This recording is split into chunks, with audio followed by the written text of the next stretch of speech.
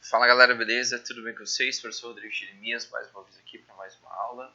Dessa vez uma aula de literatura. Nós estamos estudando o movimento modernista, especificamente aqui no Brasil, que se divide em três partes, pelo menos. Né? Então, no primeiro momento, né, ele se inicia com a Semana de Arte Moderna de 1922, vai até 1930. A segunda se desenvolve entre os anos de 1930 até 1945. E a terceira é conhecida como Geração de 45. Beleza? Então a gente está aqui na primeira geração modernista, especificamente nos referindo à poesia, certo? Mas se a gente for olhar um pouquinho melhor o contexto anterior, né, de todo o modernismo, só para a gente fazer só para a gente pegar e fazer uma breve, né, um breve resumo de tudo aquilo que é o modernismo. A gente está falando do início das primeiras décadas do século XX, especificamente, que, segundo os historiadores, marcado por uma crise do capitalismo e, propriamente, o nascimento das democracias de massa. Na verdade, uma coisa aqui que é importante falar é que nessa época aqui nós temos uma revolução científica, digamos assim, né? Uma grande revolução científica, uma euforia e uma crença no progresso, certo? Especificamente ali no fim do século XIX e início do século XX, a gente teve várias invenções: o telégrafo, o automóvel, a lâmpada, o telefone, o cinema, o avião. Tudo isso deu ao homem, de alguma forma, né, um grande entusiasmo em relação às máquinas. A máquina, de alguma forma, tornou-se participantes assim, em todos os setores da vida humana. Só que toda essa euforia, toda essa alegria acabou durando pouco, né? Porque em 1914 nós temos a Primeira Guerra Mundial, certo? Então, esse homem que estava eufórico e feliz, num determinado momento, depois da Primeira Guerra Mundial, ele começou a questionar, né, os valores daquela sociedade. Então, em 1917, talvez por conta disso, nós temos ali a Revolução Russa acontecendo, né? Nós temos aí a classe operária sendo colocada ao poder de alguma maneira. É isso que a gente vê um pouco nos nossos livros didáticos, né? 1917. Nós temos também, em 1929, né, aquilo que vai ficar conhecido como a crise econômica de 1929, propriamente que vai gerar a Segunda Guerra Mundial, certo? Mas esse período também é importante lembrar, que esse período curto entre as guerras, entre essas duas grandes guerras, é conhecido como os anos loucos, né? O homem, ele quer aproveitar o hoje porque ele não sabe quanto tempo ele vai ter esse hoje. Então, a guerra lançou, de alguma forma, no espírito humano essa incerteza daquilo que viria pela frente, certo? E aí, propriamente, durante aquilo que ficou conhecido como Belle Époque, vão surgir, então, na Europa, aqueles movimentos vanguardistas, todos eles disruptivos, né? Todos eles trabalhando como uma contracultura. Então, a gente vai ter lá, especificamente, o futurismo, o expressionismo, o cubismo, o dadaísmo, o surrealismo, e a gente já teve aula referente a cada um deles, mas todos eles de alguma maneira propunham aí uma desorganização proposital da cultura e da arte produzida até então. Beleza? É um pouco nesse quadro aqui que nós estamos, tá? Então, é um pouco nessa situação que eu quero que a gente pense. A gente está chegando agora, então, numa primeira fase modernista do Brasil, certo? Claro, sem falar que depois de todo o movimento tendo acontecido lá em Portugal, né, com Fernando Pessoa, Alberto Caeiro, Álvaro de Campos, depois então a gente pega e chega ao Brasil. A gente sabe muito bem que nós tivemos no Brasil um quadro de ações, né, significativos. Então, como por exemplo, a Semana de Arte Moderna, propriamente. Só que também, até a Semana de Arte Moderna, ali, em 1922, que vai dar início à primeira fase do modernismo no Brasil, a gente teve outros autores, como, por exemplo, o próprio Oswald de Andrade, né, que já estava divulgando ideias cubistas e futuristas. Ele tinha essas ideias aí, né? O verso livre, propriamente, o Oswald de Andrade também já estava implementando mesmo antes da Semana de Arte Moderna. E aí depois a gente viu propriamente, né, algumas pinturas, alguns artistas, pintores mesmo, fazendo exposições, né, de acordo com aquelas escolas vanguardistas e tal. Entramos na Semana de Arte Moderna, aquele movimento que tentou chocar a burguesia. Nós tivemos aqueles Manifesto para o Brasil, Manifesto Antropófago, tentando trazer para nós algumas ideias novas, né, daquilo que seria a cultura especificamente brasileira, mas fugindo daquele ideal do romantismo. O romantismo também tentou criar pela primeira vez uma literatura independente de Portugal, só que foi uma literatura, né, permeada de idealismos. Aqui não, aqui a gente quer uma literatura real, livre das amarras daquele tradicionalismo em relação à literatura, né, daquilo que era belo, daquilo que era arte. Então é um movimento disruptivo, mas que tentou se voltar para o Brasil, tentando se tornar um movimento literário de fato, digamos assim, brasileiro. Então essa primeira fase modernista é exatamente o que nós estamos aqui agora. Então todas aquelas propostas de renovação que foram expostas nesses manifestos, até mesmo em revistas, né, eles não ficaram somente na discussão, eles queriam se tornar uma prática, eles queriam ser colocados em práticas, né? E tudo isso de alguma maneira exigia principalmente uma nova linguagem, beleza? Então a gente tem esse primeiro impacto do modernismo aqui, né, dentro da linguagem, dentro até mesmo da forma, né? Então eu poderia colocar aqui no primeiro momento uma característica da primeira geração modernista em relação aí à poesia é uma liberdade formal. A gente já vai ler rapidinho aquilo que está no livro aqui, o professor só estava fazendo um preâmbulo, mas agora estou entrando de fato aqui no nosso assunto de hoje, a primeira geração modernista. Então, se eu fosse esquematizá-la, eu falaria isso para você. Primeiro, liberdade formal. E o que essa liberdade formal implica, né? O que ela vai dizer para nós? Ela vai falar de uma utilização de verso livre.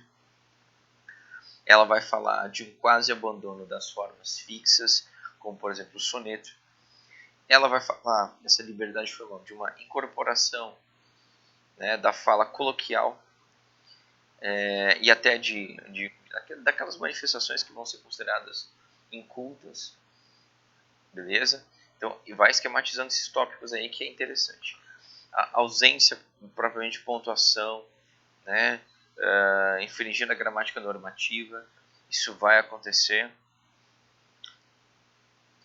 Quando a gente vai ver, né, a poesia aí dessa primeira fase, a gente vai encontrar uma simultaneidade de cenas, quase querendo imitar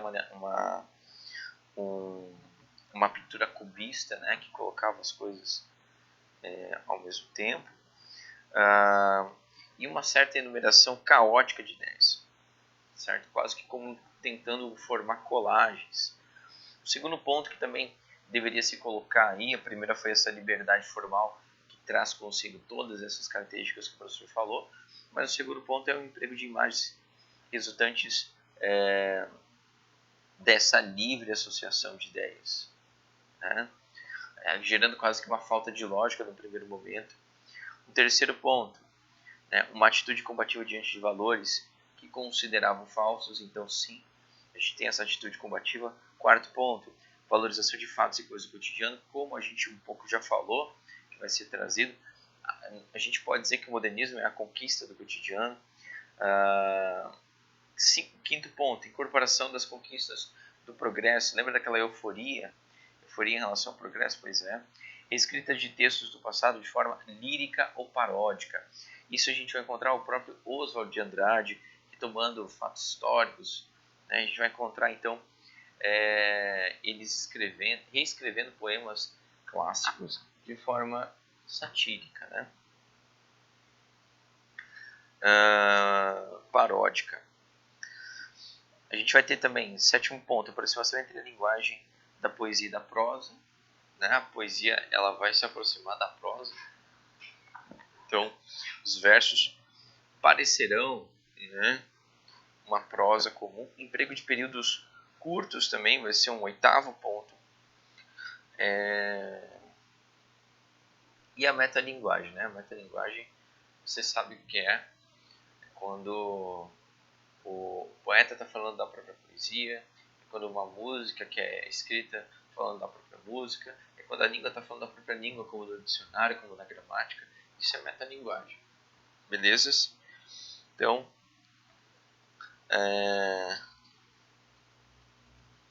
muito bem. A poesia ela foi predominante aqui nessa primeira fase. E a gente vai encontrar algumas pessoas importantes. Vamos ver o que diz aqui um pouquinho o seu livro. Essa é considerada a fase heróica do modernismo, ou seja, é o seu período mais radical e apresenta um intenso compromisso dos artistas com a renovação estética e com a consolidação do movimento. Beleza. Evidencia-se nesse mesmo tempo, nesse momento, a busca por uma nova visão de arte, sim. Todos aqueles movimentos disruptivos, essa própria Semana de Arte Moderna, a gente já consegue perceber que eles queriam isso. Capaz de romper com a tradição erudita, né? A tradição erudita, quando ele diz isso, é aquele parnasianismo de Olavo Bilac, muito bem estruturado, né? Muito jeitoso da gramática, certo? É um pouco nesse sentido que ele está falando aqui. Muito bem. Aí continua assim o nosso livro.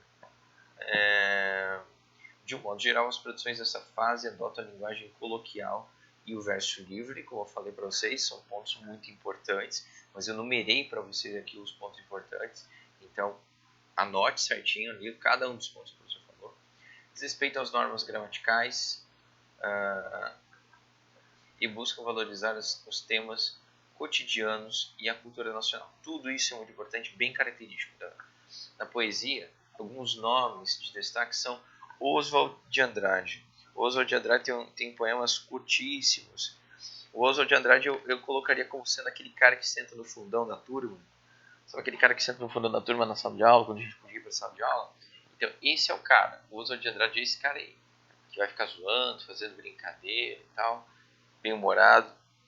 Ele tem um poema que eu não sei se vai aparecer aqui para nós no livro, mas que diz assim, erro de português, né? E ele vai dizer assim, quando o português chegou debaixo de uma bruta chuva, vestiu o índio. Que pena, se fosse uma manhã de sol, o índio tinha despido o português. É um poema muito curto, até engraçado, mas carrega com ele algo que seja uma crítica social, né? Então ele está falando justamente dessa dominação do português em relação ao índio, que se fosse um dia de sol, simbolicamente, ele brinca assim, né? O índio teria despido o português. Né? Então é uma questão de dominação cultural. Foi o português que acabou dominando o índio, cobrindo ele. Né? Não foi o índio que poderia tê-lo despido. Mais ou menos nesse sentido assim. Certo? Então, Oswald de Andrade, Mário de Andrade, Manuel Bandeira são três nomes muito importantes para nós aí. Nessa primeira fase poética. Certo? Vai ser muito importante. Muito bem. Vamos dar uma olhadinha aqui naquilo que o livro traz para nós. Está aqui o Oswald de Andrade, esse retrato é muito famoso dele. O Zoeiro. Um dos principais expoentes da primeira fase do modernismo, Oswald de Andrade, possui um espírito irreverente e combativo. Está aqui, ó, esse irreverente. É de sua autoria, conforme já mencionado, o Manifesto da Poesia para o Brasil e o Manifesto Antropófago. Textos que lançam as bases teóricas norteadoras da insurgência modernista. Então, ele está ali no cerne dessa primeira fase. Né? Destacam-se na poética oswaldiana constante exercício metalinguístico, tentativa de romper com o mal da eloquência. A matéria de sua poesia era as situações e os espaços cotidianos, a linguagem cotidiana com seus erros e trivialidades, os costumes locais, tudo que na visão do escritor constituía as marcas de brasilidade. E buscava então essa identidade brasileira, até mesmo na própria linguagem, né? Para o parnasiano isso era inaceitável, então rompia mesmo com os padrões da poesia. O cotidiano sendo colocado como poético, né? Como assim o cotidiano pode ser colocado como poético? Pois bem, aqui nós temos isso. Oswald de Andrade trouxe à literatura nacional a escrita telegráfica, herança do futurismo europeu, uma poesia sintética, fragmentária, irônica e bem-humorada. Tudo isso significa escrita telegráfica, né? Então, ó, uma poesia sintética, bem curtinha, fragmentária, né? Irônica e bem-humorada. Vamos lá. Digestão. A couve mineira tem gosto de bife inglês. Depois do café e da pinga, o gosto de acender a palha, enrolando fumo, de Barbacena ou de Goiás, cigarro cavado, conversa sentado. Então pronto, olha só, trouxe um mero cotidiano, né? Ele trouxe uma situação de digestão. Olha lá, ó, logo depois do almoço, né? Que dá aquela... Então, gosto de acender a palha, enrolando fumo, de Barbacena de Goiás, cigarro cavado, conversa sentado. Então, a gente fica um pouco mais parado, um pouco mais calmo depois de comermos, né? Para fazermos a digestão. O poema focaliza o acontecimento cotidiano, cesta, costume das cidades interioranas, ligado a produtos populares no país, como a pinga e o fumo. Acrescente-se a isso a valorização da couve mineira, cujo sabor é alçado à categoria do bife inglês. Né? Olha só como ele ressalta a situação aqui. Observa a simplicidade da linguagem adotada, despreocupação com o rigor métrico, ou seja, com o número de símbolos poéticos e com as rimas também. A gente não vê rima. Né? Onde é que nós temos rima aqui? Né? Bem despreocupado. A escrita sintética que dispõe, de modo fragmentado, elementos da cena flagrada, sem utilização de conectivos ou pontuação dos dois últimos versos. Então, simplesmente são imagens cortadas, fragmentadas, que são colocadas ali. No fragmento do poema destacado a seguir, Meus 8 anos, é possível verificar o recurso de escrita muito utilizado pelo poeta e pelos escritores modernistas em geral. Trata-se da paródia, que evidencia o processo antropofágico de deglutição e reconstrução. Então, olha lá. Então, nós temos aqui, né, ele falando assim, meus 8 anos. Vamos olhar primeiro aqui aquilo que é original, talvez, né? Então, aqui é do Oswald de Andrade. Vamos ver meus 8 anos aqui, ó, Casimiro de Abreu. Ó, que saudade que tenho da aurora da minha vida, da minha infância querida, que os anos não trazem mais. Que amor, que sonhos, que flores, naquelas tardes fagueiras, à sombra das bananeiras, debaixo dos laranjais. Como são belos os dias do despontar da existência. Então, a gente tem aqui um poema bonitinho, escrito, e o Oswald de Andrade vai escrever assim, ó, que saudades que eu tenho da aurora da minha vida, das horas de minha infância, que os anos não trazem mais. Naquele quintal da terra, da rua de Santo Antônio, debaixo da bananeira, seriam laranjais. Então ele faz uma paródia, que é uma paródia um pouco mais tranquila, mas fez. Observe-se em Meus 8 anos, de Oswald de Andrade, um processo de apropriação bem-humorada de um texto sacralizado do romantismo brasileiro. O poema homônimo de Casimiro de Abreu, pelo escritor modernista, é interessante notar a diferença de perspectiva dos poetas em relação ao tema da infância, já que Oswald se distancia da visão idealizada criada por Abreu, visão tradicionalmente compartilhada pelos demais românticos. Então, ele já não tem uma visão idealizada, né? Aqui é tudo muito bonito, tudo muito lindo, né? Da minha infância querida, que os anos não trazem mais, que amor, que sonhos, que flores, né? Aquelas tardes fagueiras, a sombra das bandeiras. Então, aqui quebra-se um pouco, né? Do Oswald de Andrade quebra um pouco essa questão tão ideal, certo? Beleza. E aí agora a gente vai um pouquinho para o Manuel Bandeira. O Manuel Bandeira, natural de Recife, teve sua vida pessoal marcada pela tuberculose e pela perda de seus pais e de seus 2 irmãos, todos falecidos em 1916 e 1922. Autor de uma obra variada, tanto em termos temáticos quanto formais, Bandeira inicia sua carreira escrevendo poemas de feições parnasianas simbolistas, mas acabam sendo uns introdutores do verso livre na literatura brasileira. O desejo de libertação expresso em seus textos mais famosos e que pode ser considerado uma espécie de manifesto dos ideais modernistas. Olha só, a gente vai poder ver aqui. Poético. Estou farto do lirismo comedido, do lirismo bem comportado, do lirismo funcionário público com livro de ponta, expediente, protocolo e manifestações de apreço ao senhor diretor. Estou farto do lirismo que para e vai averiguar no dicionário com o vernáculo de um vocábulo. Abaixo aos puristas todas as palavras, sobretudo os barbarismos universais, todas as construções, sobretudo as sintaxes de exceção, todos os ritmos, sobretudo os numeráveis. Estou farto do lirismo namorador, político, raquítico, sifilítico, de todo o lirismo que capitula ao que quer que seja fora de si mesmo. De resto, não é lirismo, será contabilidade, tabela de cossenos, secretário do amante exemplar com 100 modelos de cartas e as diferentes maneiras de agradar as mulheres, etc. Quero antes o lirismo dos loucos, o lirismo dos bêbados, o lirismo difícil e pungente dos bêbados, o lirismo do Klaus de Shakespeare. Não quero mais saber do lirismo que não é libertação. Então chega, né, essa manifestação própria do eu, que é o lirismo, de acordo com essa antiga visão desse lirismo budismo bem comportado. Olha só o que ele fala. O meu lirismo é dos bêbados, né? Porque ele tenta sair dos padrões, né? O lirismo difícil e pungente dos bêbados. Quero antes o lirismo dos loucos. Então, ele não quer mais aquela coisa estruturadinha, bonitinha, que o parnasiano tinha, de se preocupar com cada palavra, né? Diz, estou farto do lirismo que para e vai averiguar no dicionário com o vernáculo de um vocábulo, né? Não quer saber mais disso.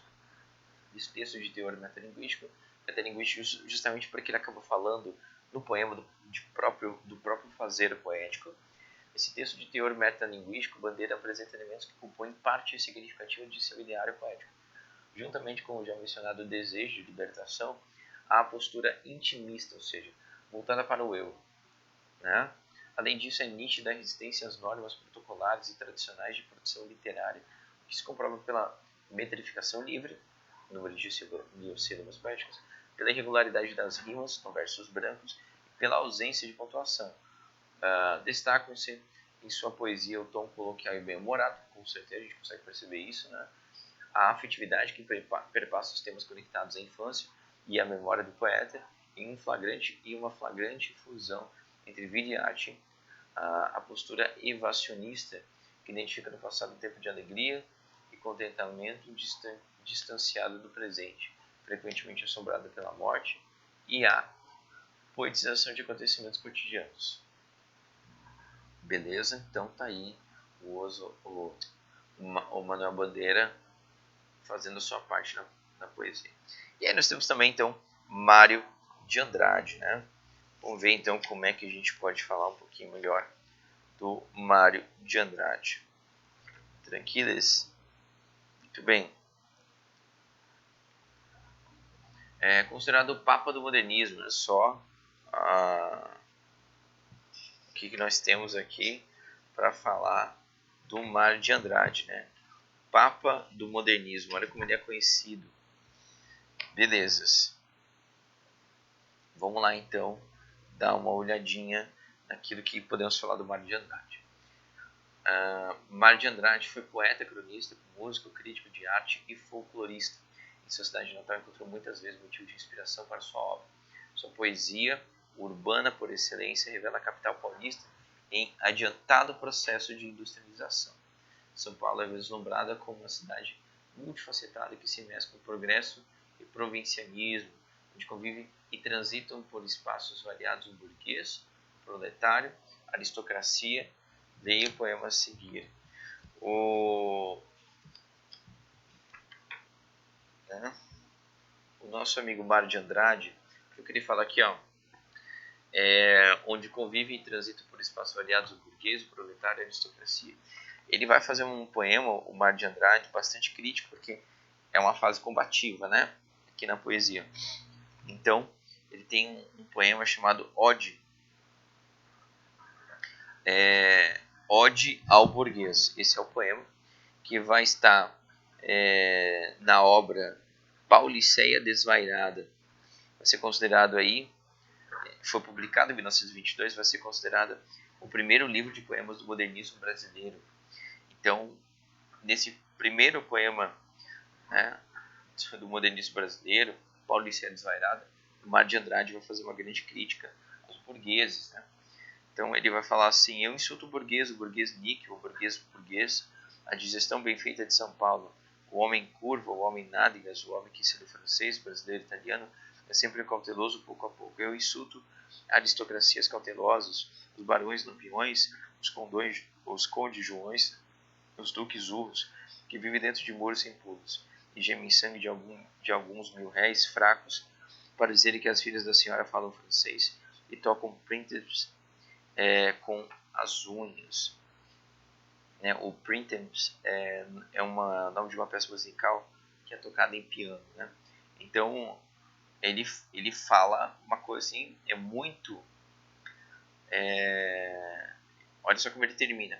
Ódio, insulto, ódio e raiva, ódio mais ódio.